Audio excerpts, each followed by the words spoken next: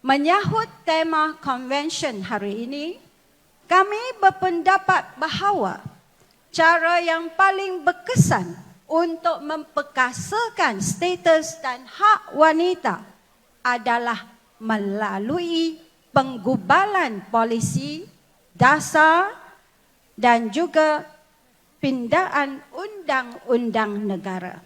Ini kerana common law yang diguna pakai kita sekarang adalah sistem perundangan yang diwarisi daripada zaman penjajahan British sejak lebih 100 tahun yang lalu.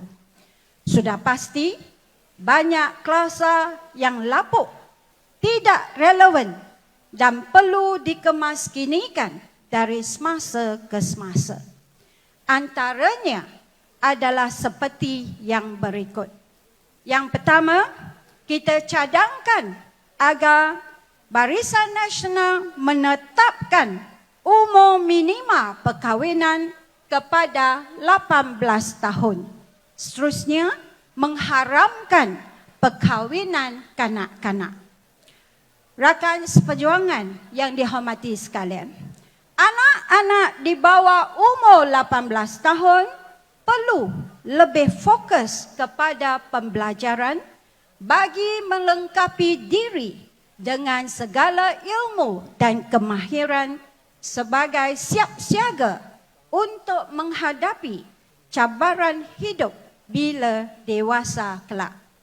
Mereka juga belum matang atau bijak dalam soal memilih jodoh, belum berupaya untuk memikul tanggungjawab rumah tangga dan juga berisiko tinggi jika melahirkan anak.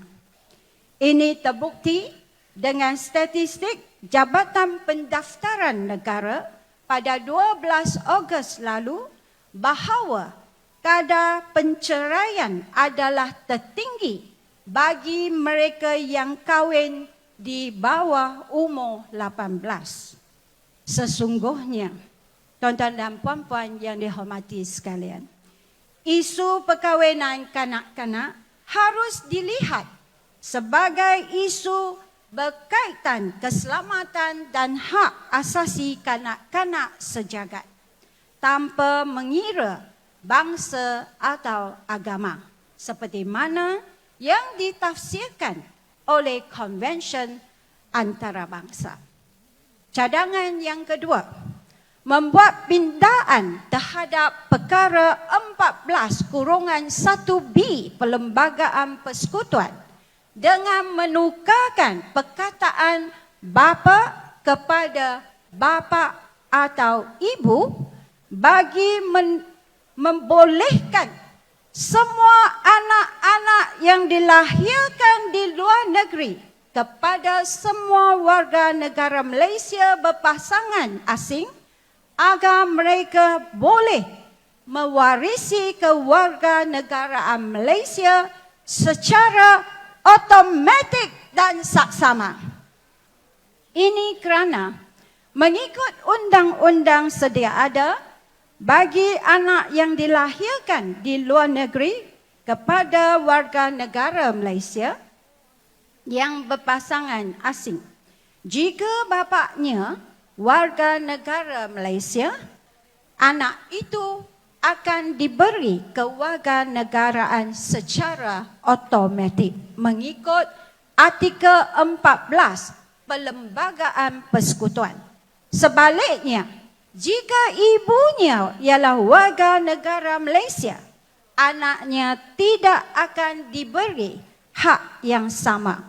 Sebaliknya, mereka perlu memohon kepada Jabatan Pendaftaran Negara mengikut artikel 15-2 dan itu pula belum tentu diluluskan.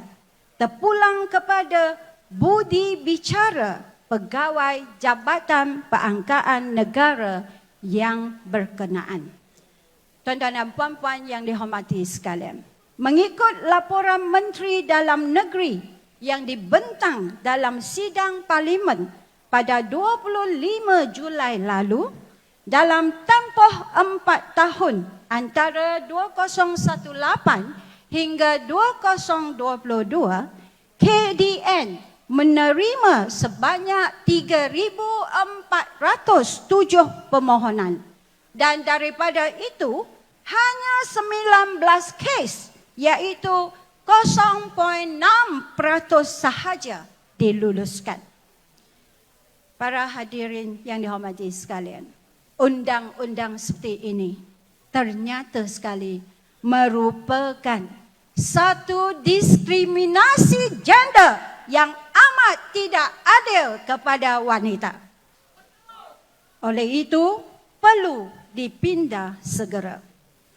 Apatah lagi, setakat ini lebih daripada 150 buah negara di seluruh dunia telah pun membuat pindaan undang-undang untuk memberikan hak yang sama kepada warga lelaki dan wanitanya. Malangnya Malaysia, tanah kita yang tercinta ini, merupakan salah satu daripada 25 negara yang masih belum mengemaskinikan undang-undang lapuk ini. Cadangan yang ketiga, menghapuskan jenayah cyber dan budaya lucah internet. Kami juga ingin menggesa Polis Diraja Malaysia dan SKMM mengambil tindakan segera terhadap penipuan jenayah cyber serta menutup semua laman sesawang seperti Sugar Daddy yang melibatkan pelacuran mahasiswi dan gadis remaja tempatan. Selain itu, SKMM juga digesa untuk memantau semua siaran langsung melalui Facebook, YouTube, TikTok, Instagram dan Telegram yang berunsur lucah, termasuklah selebriti berbudaya erotik dengan pertuturan yang biadab dan tidak sopan.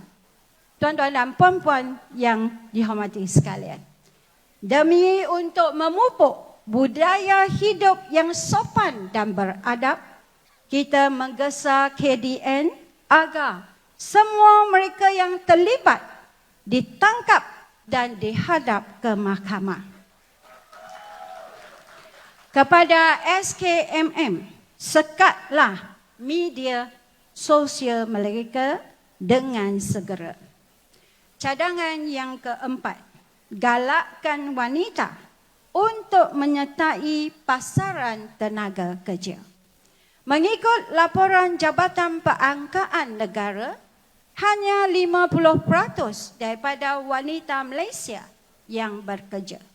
Ia merupakan yang terendah di Asia Tenggara dan pasti sekali merugikan bangsa dan negara. Laporan kaji selidik JobStreet menunjukkan 40% daripada wanita Malaysia sanggup meletakkan jawatan demi rumah tangga dan 90% sanggup berhenti kerja untuk penjagaan anak dan orang tua di rumah. Oleh itu, bagi menggalakkan wanita menyertai pasukan tenaga kerja, pengambilan pembantu rumah iaitu maid dan kemudahan pendidikan prasekolah yang bermutu adalah dua faktor penentu utama. Sehubungan itu, kami ingin menggesa Kerajaan Barisan Nasional agar yang pertama, memudahcarakan sistem pengambilan pembantu rumah secara online yang pasti sekali lebih cepat, mudah serta mampu dibiayai semua. Yang kedua, menggalakkan penubuhan taska dan tadika di tempat kerja dengan pelbagai insentif. Yang ketiga, tawarkanlah kursus diploma secara percuma kepada semua guru prasekolah bagi melayakkan mereka untuk terus berkhidmat dalam pendidikan prasekolah. Semua yang disebutkan di atas tadi adalah penting untuk membolehkan wanita menyertai bidang kerja tanpa perlu khawatir tentang urusan rumah tangga. Para hadirin yang dihormati sekalian, ahli falsafah Cina Meng Zi menyatakan, sesiapa yang dapat menambat hati rakyat, dialah yang akan menguasai dunia. 得人心者得天下. Laporan SPRM terkini menunjukkan lebih 51% daripada pengundi PRU 15 juga adalah wanita. Ini bermaksud untuk BN menang di PRU akan datang, inspirasi wanita mestilah diutamakan. Kerana pengundi wanita adalah deposit barisan nasional.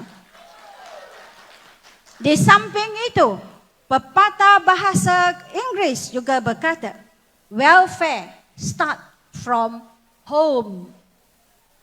Jadi, ia memperingatkan kita semua, sebelum BN lihat pada wanita di luar sana, terlebih dahulu BN haruslah jaga wanitanya sendiri, yaitu semua kami di sini. Datuk Seri Pengerusi Barisan Nasional yang saya muliakan, harapan kami amatlah simple, yaitu realisasikanlah dan kembalikanlah dasar 30% wanita dalam politik barisan nasional. Untuk PRU 15, peruntukkanlah sekurang-kurangnya. Ini saya tidak seperti Mohana. Tadi Datuk Mohana kata 50%. Saya lebih bertimbang rasa. Ya. Kita hanya minta sekurang-kurangnya 30% daripada kerusi parlimen dan Dewan Undangan Negeri untuk ditandingi oleh calon wanita Barisan Nasional. Ini kerana selepas PRU 14, biar tsunami dan ribut taufan, wanita Barisan Nasional tetap setia kawan. Tak pernah kami berganjak bila berlawan. Oleh itu, perkasakanlah wanita. Ini kerana perkasa wanita, negara kestabilan. Perkasa wanita, Putrajaya